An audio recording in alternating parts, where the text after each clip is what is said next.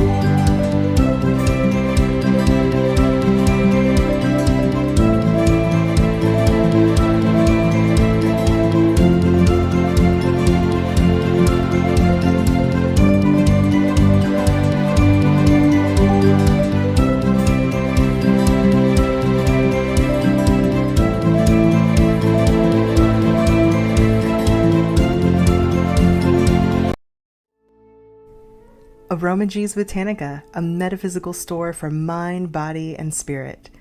Oils, herbs, candles, crystals, teas, handmade soaps, tarot cards, everything you need on your magical journey. Daily psychic and tarot readings, classes, witchcraft, pagan, and hoodoo supplies, most of it made in-house. Try our free Dress Your Own candle station. From spiritual gifts to ritual supplies to religious books, we have the widest selection of metaphysical products in all of Tennessee since 1999. It is our goal to inspire everyone to explore their spirituality in their own way by offering information and products in a nurturing multicultural environment. Open 7 days a week. 223 Donaldson Pike, Nashville, Tennessee, or visit us online at aromagees.com.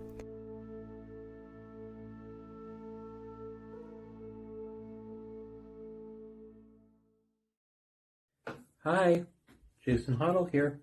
My craft name is Fluffy. I'm a tarot reader, and I'm excited to work with you through tarot to help you discover the best possible version of yourself.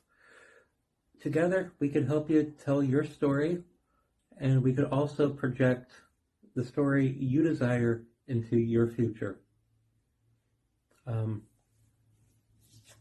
I am a three-legged wolf.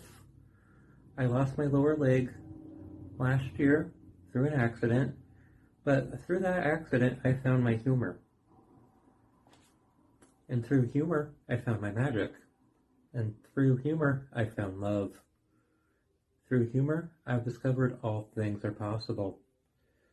So give me a call, text me, all over Facebook. Use the hashtag #WithTheFluff through social media to track me down. Love ya. Bye.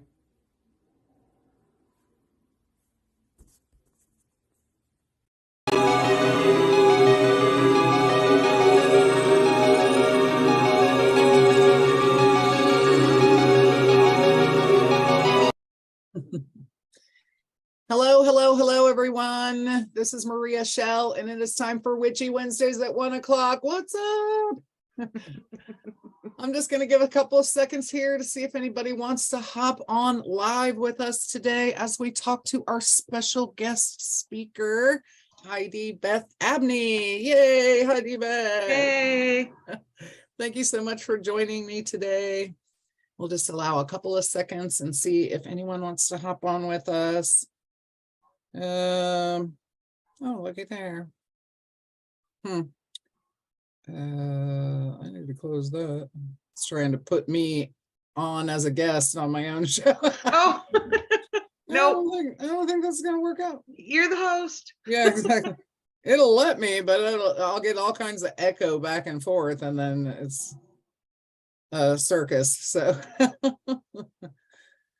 all right. So I'm just opening up my phone to see if I get any comments on here. People joining us live. I see at least one heart out there. So we are live.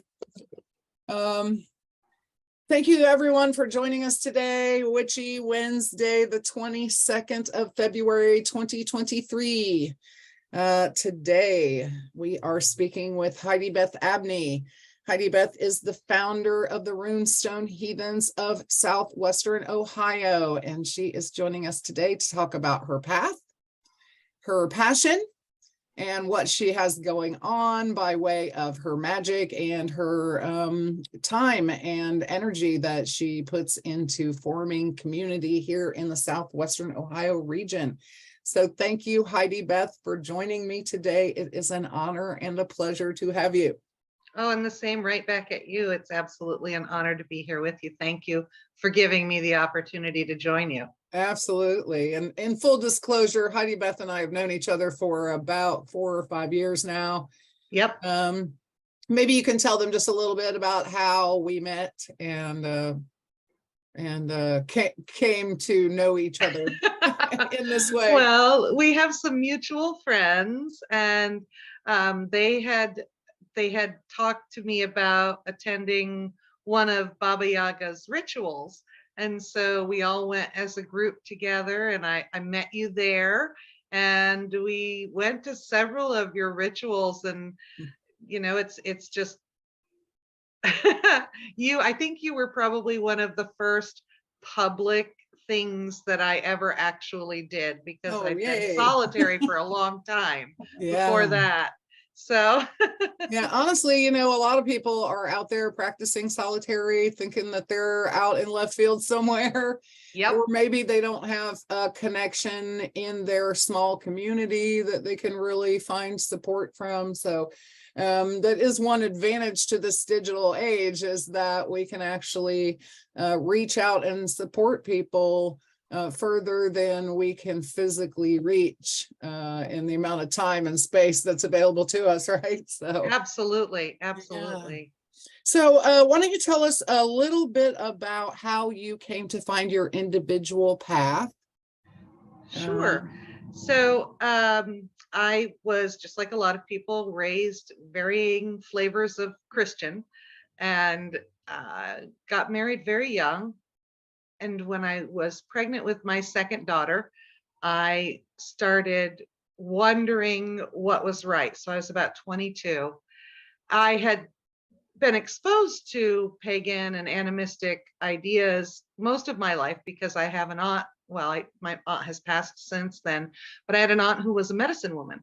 And so I had the benefit of having that, but it wasn't something that I got to actively participate in until I was an adult and made the choice myself. And I decided that I was having this child, and I no longer wanted to believe in something because of fear, that I was afraid not to believe, that I wanted to find something that I could believe in that actually felt like home. Yes. And so I began investigating animism, and I walked a solitary eclectic path for a very long time. And then when my youngest child was in college, if you'd asked me about it, I would have always been open with you what my path was. I would never have said, oh yeah, I'm Christian, just to not make waves. But I didn't aggressively pursue being out in the community or anything, because I had concerns about repercussions with my job. I had concerns about repercussions with my children's father, my first husband. So I kept things quiet and lived my life quietly. But then when my last child was getting closer to graduating college, I went, I now can totally step out and not worry about it anymore. And the rest is history. I found Butler County pagan gatherings, and I totally loved and immersed myself in getting out there in the public and trying to make it a safer place for anyone who was pagan to find connection and feel more comfortable. I felt like it was, since I had lived so quiet and privately for so long, I didn't want other people to feel like they had to do that. So I've worked to try and make it more available to others so that they can be more comfortable stepping out of the broom closet. Through the course of that, I met my current husband, Roger. I met him through Butler County Pagan Gatherings. Who's a fantastic guy. He's an amazing man. He's the co-founder of Runestone with me. Yes. We started it together, and he was Norse Wiccan. So as he started looking more into actual heathenry as opposed to Norse Wiccan, I had a dream. And if you talk to a lot of heathens, you will find out that a lot of them have had some version of this dream where Odin comes to you and says, you need to be focusing on a different path. And literally for me, he gave me a rune in my dream. And he told me that if I continued to follow the standard path that everyone followed, I would never find what I was looking for, that I needed to get off the road and get out into the green. And nice. So yeah, I know it was yeah, when the gods and goddesses come to you, they are not messing around. There's always a very clear message. And it was and I had been hesitant to step into the heathen world because there is this misperception that it is very masculine and that there isn't a lot of room for femininity. So I had been concerned because I had spent 24 years at that time completely goddess focused. I worked with gods, but goddesses were what I focused on. And so now here I am stepping into this, what I perceived as a masculine realm. And I discovered absolutely the most wonderful women. Some of the founding members of the relatively shortly lived heathen church here in the United States, they're women. They've been practicing for 40 years. They've written some of the seminal works on what we use to inform our modern practice. And that just, I went, oh my gosh, yes, finally, I feel like I'm home. And Odin doesn't stick with most of us. When he gets us over into the heathen path, he kind of goes, okay, now off with you, go do your own thing. Yes. But he got us in, and we just took off running from there. So that's how I found my path. That's wonderful. I think there are a lot of people who will be glad to hear that that there is not as much going on in coming out of the broom closet that you think it may be. I think you work it up a lot in your own mind, telling yourself other people's stories of how they're going to respond to your coming out, right? Yep. And so it is a very good thing when they have other examples of people who have stayed in the closet out of concern for their family, for their children, for their career, and to know that they did come out and their life is still intact and their kids are still well pulled together, and yes, and that they have abundance and opportunities in their life, that it wasn't an end, it was a fresh beginning. Oh, it was so much more than that. It was absolutely finally owning my life's purpose. Yes. And that's, it's been, there have been heartaches, there have been difficulties, but not related to being pagan, related to shaking off the chains of that I used to bind myself. So it's, for me, it's been freeing, and the ownership of my own spiritual path has opened me up, and it has changed fundamentally the course of my life. I still work a normal job, just like most people have to, but my normal job isn't all that I do. My normal job exists Monday through Friday, 7:30 to 4.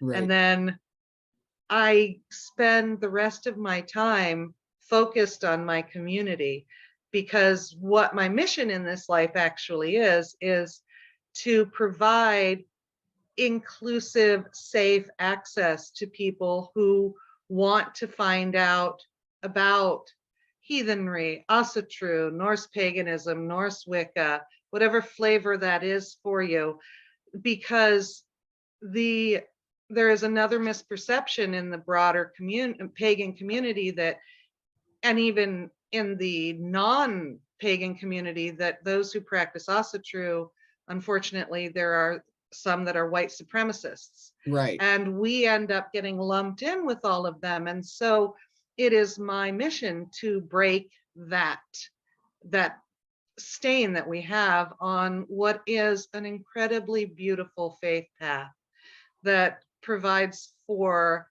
full richness and gives you everything that you could possibly want, if that's the path you're called to. Now, don't get me wrong, I'm not a proselytizer. I don't believe in that.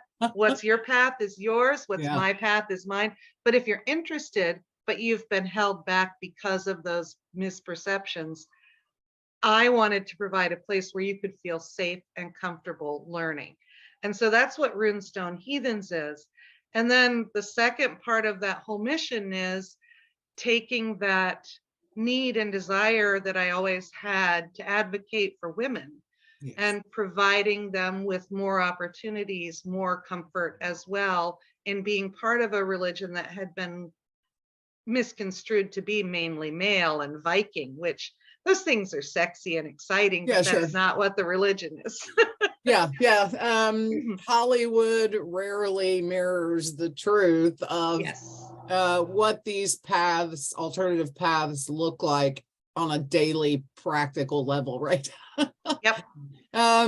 The magic is no less like wonderful and astounding and miraculous than they portray in the films. Certainly the transcendence of our understanding of those miracles is no less profound, right?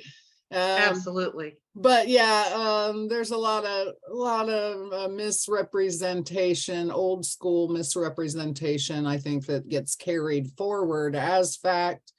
And recently I discovered that, the true meaning of a belief is only something that you tell yourself until it becomes a fact in your mind, whether it actually is based in truth or not. Yes. So, that is one of the things that we struggle with, I think, is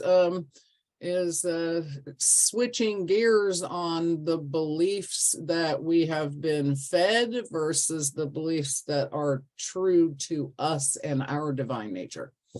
Absolutely. So yeah, I think it's absolutely beautiful that you are providing a safe space in which men and women can come and gather and celebrate heathenry and Asatru and Norse paganism.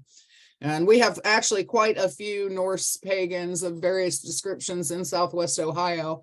So it seems to be timely and needed fit for the area. So Absolutely. and I understand that currently your group is private. Can you explain why that is and sort of your vetting process? Sure. Because we do have that problem with people who have views that are not inclusive, views that are very racist, we have chosen to keep the group private simply so that we have the opportunity to review an individual's profile to make sure that there isn't anything in there that could be damaging to the group as a whole. And we ask a few questions, simple things like, can you follow the rules? You realize this is an inclusive group and you're willing to not argue or bring anything that's racist or homophobic or anything like that into our group. And as long as you can meet those things, then you're welcomed in. But we keep it private because of the need to provide that safety. Now we go out in public and do public things, We post about what we do publicly, but in order to become a member, there's no cost or anything involved, but you just have to agree that you are willing to be supportive of those who don't have exactly the same beliefs as you. Right. And the other part of it is, heathenry is often called the religion with homework, Right. because we are a reconstruction religion. Asatru and heathenry are a reconstruction religion. Norse pagan and Norse Wicca are not. They are more modern constructs that use a Norse pantheon as Right. the basis for their practice, whereas heathenry and Asatru and Vanatru and Rakatru, all of those, we attempt to reconstruct the beliefs of the pre-Christian, post-Proto-Indo-European peoples of the Germanic tribes and the Northern European tribes. So we do so by the use of what we call the lore, which are the sagas that were written during after that time about the people who lived during that time. We have the prose and poetic Eddas that we use. We also use archaeological findings. So we're all geeks. We all spend a lot of time researching all of that. Sure. And that is done in an effort to, as close as we can, reconstruct what those practices would have been like, while accepting that we live in modern times and everything from our climate to the requirements for daily living have changed. So we bring those forward and attempt to make something that, if there had been continuous practice through the past 1,000 years, what would it have looked like? So we try to make it something that our ancestors would recognize, but not know was exactly the same, because there's just no way to fully recreate it. So we use a lot of UPG, but we also use the lore. And when people are new, sometimes that's intimidating to them. So I wanted to make sure that Runestone was a safe place for people to ask questions and learn, so that they could determine whether or not it was for them and feel comfortable in asking those questions. Because if you ask two heathens a question, you're going to get two very different answers every time. Heathens are incredibly independent. We all like to do our own research, do our own reading, and it's encouraged, but we're never all going to 100% agree. We're using a dead language to recreate things. So we have to learn the language, and we have scholars who do that for us, but every one of us does at least a little research into what the language that the lore was originally written in is consistent of. Right. Well, and I think, had it been a contiguous practice for the last 1,000 years, then certainly there would have been changes and improvements to the tools and the understanding and the concepts of the practices of those adherents that brought them into the modern era. So I think it is a good blending of ancient and modern tradition to conceptualize, okay, we have this basic tool that existed 1,000 years ago. How would that have morphed into something that is useful and productive in today's society? Absolutely. And still honoring, some of the more literary and artistic works in their pure form, to as an offering to those who came before us on that path, right? Absolutely. So yeah, I think it's a good blend, and you have the right processes, the right energies in place to bring that forward.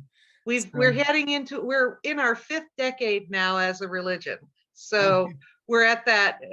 One of the writers, Patricia LaFavel, she says in one of her books that we're at that awkward teenage acne phase of heathenry. Yes. Where we've gotten through the infancy, we've established some practices, but now we're having all the groups go off and rebel and say, no, I can do it this way and I can do it that way. Yeah. So we're Well, at and that you guys point. are really, that path is only about 10 years behind modern eclectic Wicca, right? Yes. Which is like now in its 20s, theoretically, we're fully an adult that can make our own choices. It's just, will our choices be great ones, you know? Like, Yes. And a lot of Lord the knows in our founders 20s, we can stir up enough trouble for 3 people, right? So, and a lot of the founders of the Troth, which is the primary organization in the United States for the practice of ossuary and heathenry, they were Wiccans before they found this path. So yeah, they started out with that as their basis and built from there. So yeah, I think a lot of people do start with like basic magical practices, Wicca, paganism, like as an umbrella, right? Mhm. And then they have a personal experience at some point that pulls them toward a particular tradition or culture.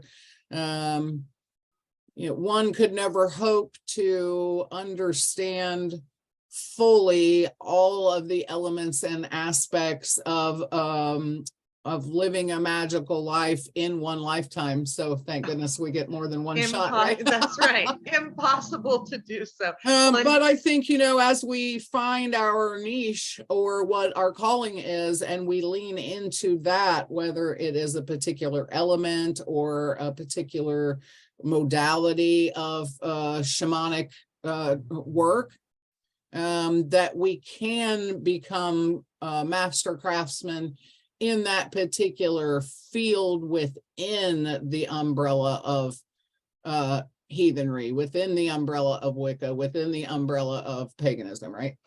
Absolutely. So yeah, you've actually done a really good job of sharing like what your modality is and how you are trying to create connection and community. So that's amazing.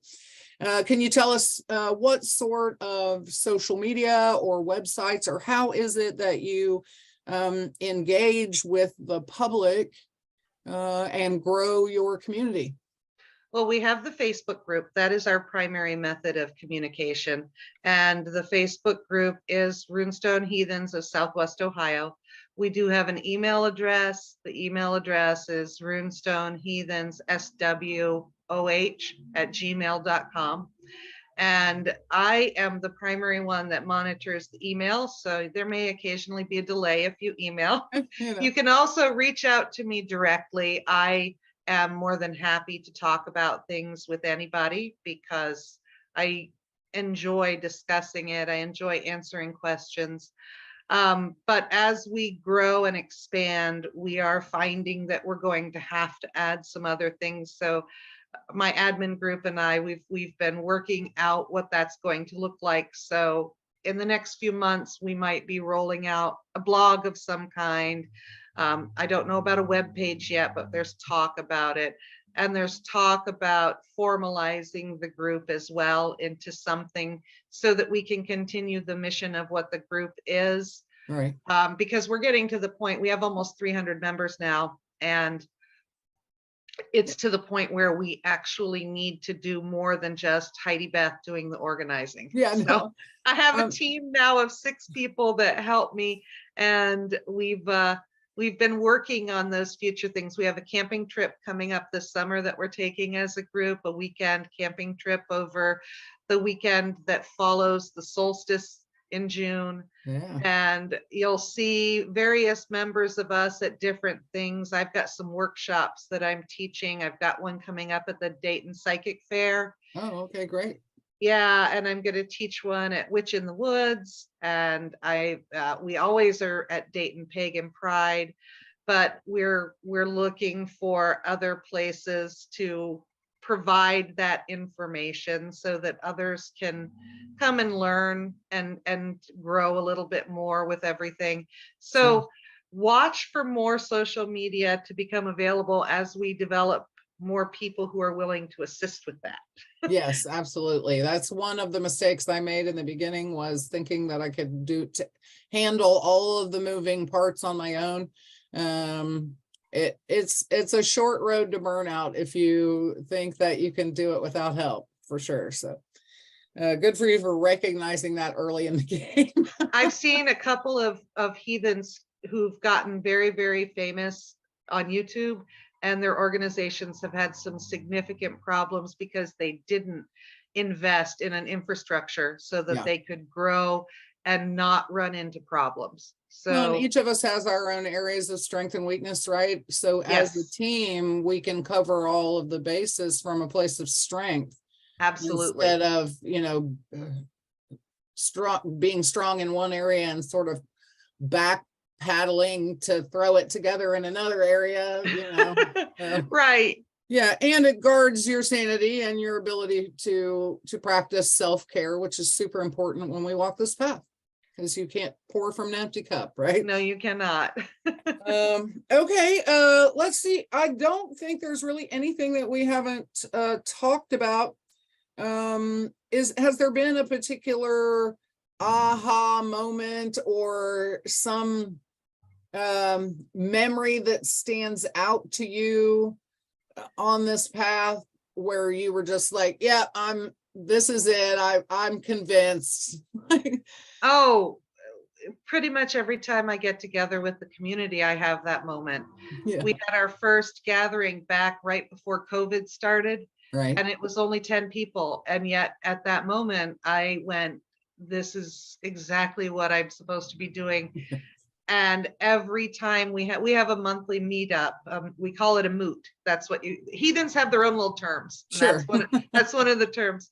And every time we have one, you meet new people and they tell you their stories and you listen and you realize that what you're doing is really making a difference. Yes.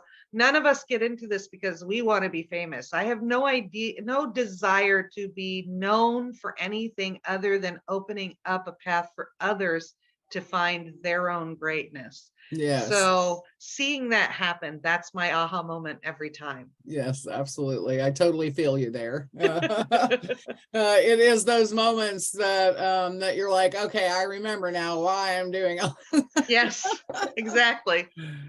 All right, so we're going to drop links in the comments below the video of how everyone can reach out to Heidi Beth and find her on social media.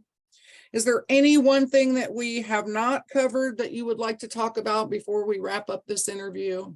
Oh, I could talk about so many things, but no, just be sure that if you're interested at all in Norse paganism, you check out the group, because we have people who are scholars in there who are up on the newest information talking about it.